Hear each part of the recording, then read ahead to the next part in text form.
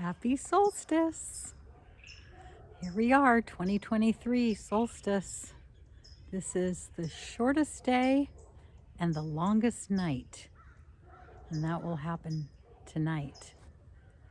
And of course, I'm in Northern California, so the United States. So it may be a little bit different where you are, but this is what the garden looks like this time of year here in Northern California. And I just wanted to find out, how are you doing? How are you handling moving into this time of contemplation, this time of calmness, this time of quietness, this time of rejuvenation? How are you doing? I know for me, I'm experimenting with taking a lot more time with the things that I'm doing, not being so pushing myself, not trying so hard to create and manifest and move forward, but in a gardener's perspective, this is the time to go through the wish catalogs, the seed books, the flower catalogs, and just kind of dream of the spring. But at the same time that we're dreaming of the spring, going through, and it's a time when I like to literally cull my seeds, right? Look through all the seed haul that I have, all the seeds that I've collected from the year, and see what it is that I want to save. What do I want to plant this next coming year? What worked well? What did I have a hard time with? What did I struggle with? And these are, this is literal, and at the same time it's metaphorical.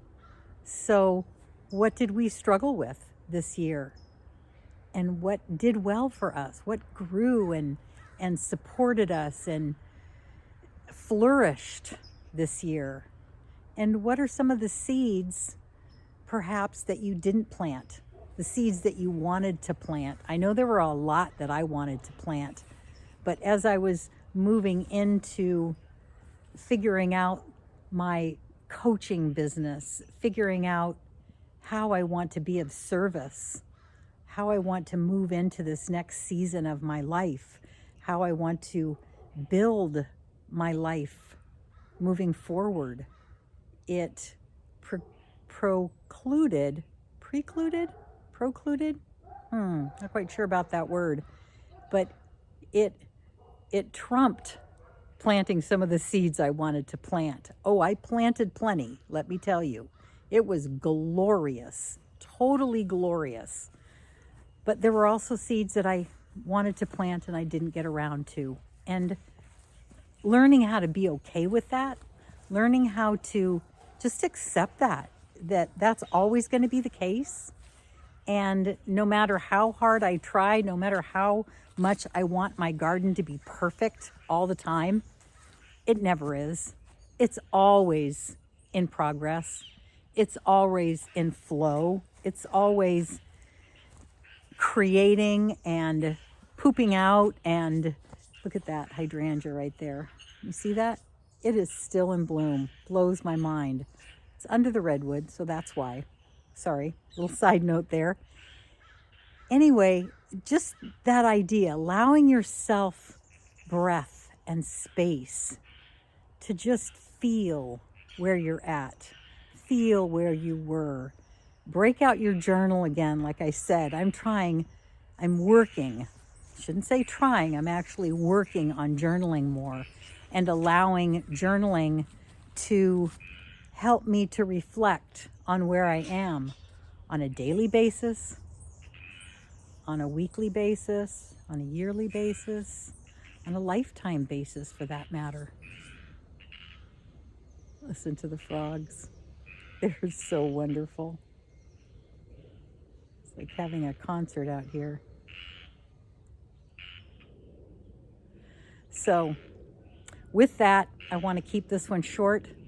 Thank you again for being part of this experiment with me and helping me to develop and grow.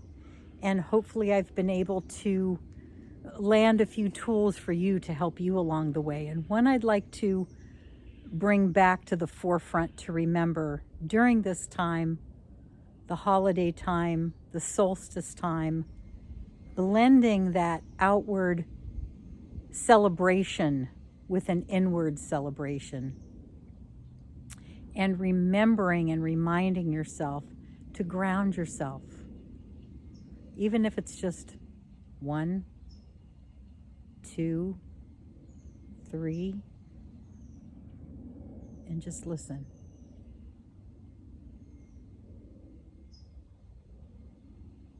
And let the sound that you hear bring you back to your center. So, with all my love and blessings and gratitude for you and for this life I get to live, have a great solstice, and I'll see you next time. Bye.